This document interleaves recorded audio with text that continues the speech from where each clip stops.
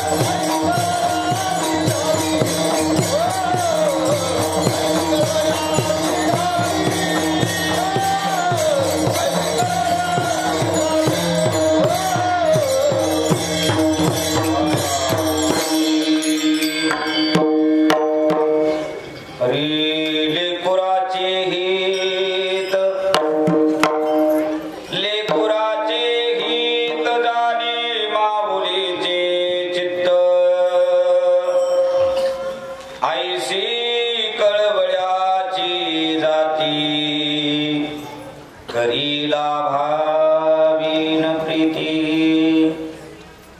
पोटी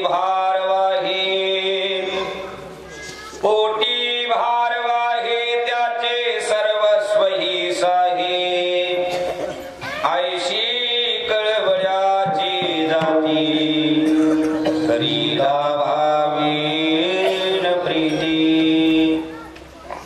तुका म्हणे माझे तुम्हा संतावरी बोझे आयसी कळवळ्याची जाती आयसी कळवळ्याची जाती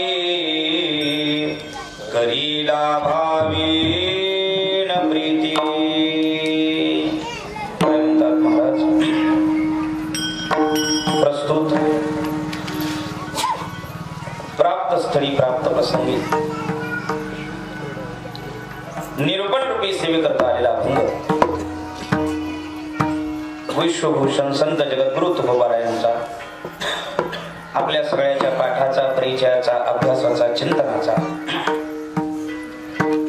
संप्रदायामध्ये विशेष करून हा अभंग विनवणी या प्रकरणामध्ये गायला जातो. प्रस्तुत अभंगाचा जो भाव आहे त्या माध्यमातून जगद्गुरु तुकोबारायांनी संत महात्म्यांना एक विशेष पदाची गौरव भूमिका देऊन आपल्या समोर त्यांचं विशेष महत्व प्रकट करून सांगितले आहे. या अभंगाच्या यथार्थ चिंतनाचा सारासार विचाराचा मला अनुभव अजिबात नाही. सखोल असं चिंतन या अभंगावरती मला अजिबात करता येणार नाही. या विश्वातला तुकोबाराय आदी करून संतांच्या अभंगावर कीर्तन करणारा कुठलाही कीर्तनकार असला तरी त्याचा यथार्थ अर्थ प्रकट करू शकणार नाही. हा अभंग कशा करता लिहिला हे फक्त आणि फक्त जगद्गुरु तुकोबाराय यांनाच माहिती. आम्ही फक्त अंदाज लावायचा ह्याच्यासाठी लिहिलंय. नुसता अंदाज लावायचा नाही, मग कुठला दिवस आहे कुठल्या दिवशी कुठला बसवायचा हे आम्ही ठरवायचं.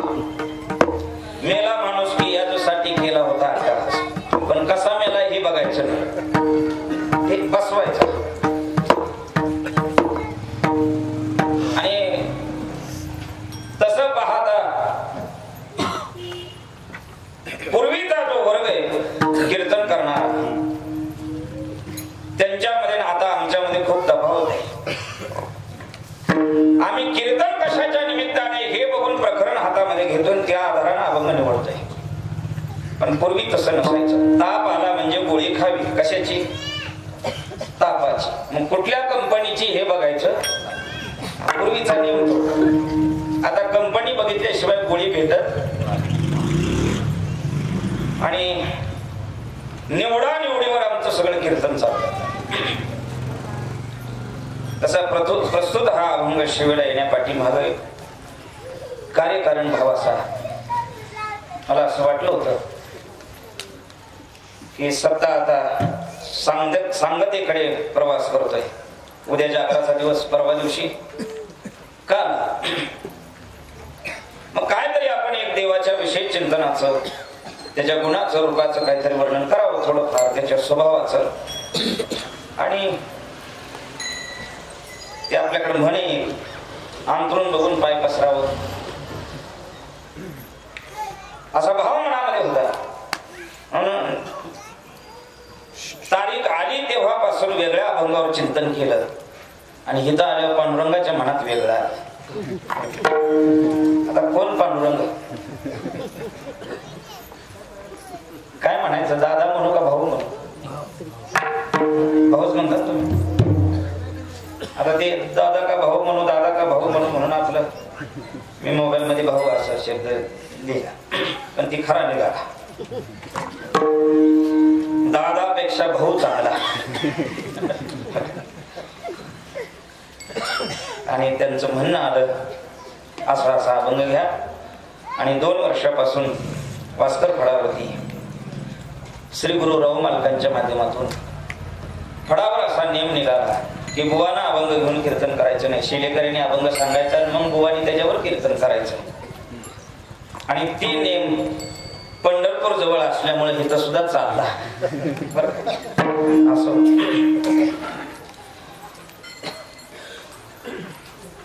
देव दुर्लभ हा संगम आहे. काही योग मनुष्याला दुर्लभ आहे, काही योग आहे ते मनुष्य तर प्राण्यांना दुर्लभ आहे. पण या मृत्यू लोकांमध्ये सुद्धा काही योग देवाला दुर्लभ आहे. ज्यांच्याकडे कर्तुम अकर्तुम अन्यथा कर्तुम शक्ती परिपूर्ण असते त्यांच्या सुद्धा जीवनामध्ये काही योग दुर्लभ असतात. आणि विशेषत्वानं विशेष दुर्लभ असणारा देवांच्या जीवनाचा योग म्हणजे नामसत्ता. त्यांना वैकुंठामध्ये करायला येत नाही, स्वर्गामध्ये करायला येत नाही, ब्रह्मलोकामध्ये सप्ताह करायला येत नाही. सप्ताह करायला येतो तो फक्त मृत्यू लोकामध्ये. काला होतो तो फक्त आता मृत्यू लोकामध्ये. वैकुंठी तो ऐशी नाही. कवळ काही, या कवळ शब्दाचा अर्थ आहे घास. एक घास सुद्धा वैकुंठामध्ये खाल्याचा मिळत नाही. आणि आषाढीची जर काल्याची यात्रा झाली, आषाढी यात्रा संपली, काला झाला तर घोट्या इतका काला रस्त्यावर पडलेला असतो. हे आमचं वैभव आहे बाबा. आणि म्हणूनच स्वर्गीचे अमर इच्छिता ती देवा मृत्यू लोकी व्हावा जन्मा महा. कशासाठी? नारायण नामे हो जीवन मुक्त, कीर्तनी आनंद गावो गीती. त्यांचं मत आहे देवा आम्हाला भारतात जन्म नाही दिला तरी चालेल. बरं का? एवढ्या एका वचनावर वारकऱ्यांनी सावध राहायचं. देवाधिकांचं मत आहे पाकिस्तानात जन्म दिला तरी तिथं आम्ही कीर्तनच करू म्हणताय. आणि चुकून देवाच्या मनात आलं आणि एखादा देव तिकडे जन्माला घातला तर तिकडून दिंड्या चालू होत्या. म्हणून आपल्यात हाय तवर लुटा. आस करती ब्रह्मादी कधी कोणी वाळवंटीची सुख. धन्य धन्य मृत्यू लोक म्हणती भाग्याचा कायचा. आपण सगळे भाग्यवंत आहात. उत्तम असा श्रोता वर्ग, उत्तम अशा परंपरा आपल्याला गावामध्ये उत्तम असे वादक गायक शिलेकरी विनेकरी मंडळी पंचक्रोशीतून आलेले संप्रदायावर प्रेम करणारे ईश्वराशी संतांची परंपरेशी अनन्य शरणागत असलेले तुम्ही सगळे मायबाप. आणि ते मी हमाल बहार वाही या रूपाने तुमच्या समोर मी उभा. तरी सुद्धा मी असं म्हणेन तुमच्या गावानं सप्ताह ठेवला म्हणून तुमचं गाव बी भाग्यवान नाही. आणि बाहेरून माणसं इथं आवर्जून आलेत म्हणून ती सुद्धा भाग्यवान नाही. या दोन्ही गावांच्या किंवा बाहेरच्या आणि गावच्या माणसांच्या अट्ठासामध्ये आज मला उभा राहायला मिळाले सगळ्यात जास्त भाग्यवान मी. माझं भाग्य जास्त आहे. ते राम प्रभू आणि सीतामाई वडाच्या झाडाखाली बसलेले. सुंदर अशी वेल एका बाजूने वडाच्या झाडावर गेलेली, फुलं आलेली सुंदर. ते दृश्य बघितलं की सीतामाईचा अंतःकरण असं मोहून गेलं. आणि सहज म्हणल्या भगवंता बघितलं किती भाग्यवान आहे बघा बरं ती वेल. देव म्हणजे का बरं? म्हणजे बघा ना त्या वेलीला या वडाच्या झाडांना आसरा दिला म्हणून भाग्यवान. आता ते रामप्रभू हसले म्हणजे तसं नाही, वडाचं झाड भाग्यवान आहे. म्हणजे का? त्या वडाच्या झाडाचा आसरा वेलीनं घेतला म्हणून. तिला दुसऱ्या झाडावर जायचं मत नव्हतं, पण वडाच्या झाडावर आली म्हणून वड भाग्यवान. आणि वडाच्या झाडाने आसरा दिला म्हणून वेल भाग्यवान. असं दोघांच्या मध्ये भांडण लागलं. आता सोडवायचं कोणी?